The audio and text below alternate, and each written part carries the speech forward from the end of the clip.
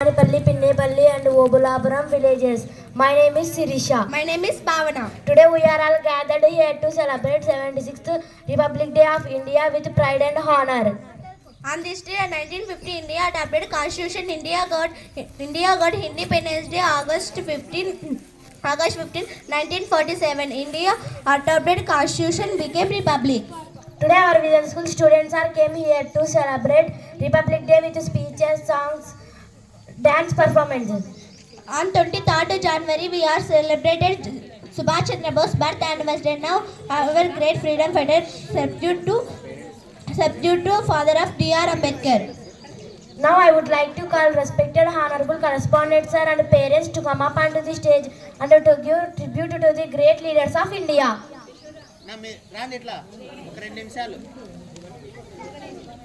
మీరు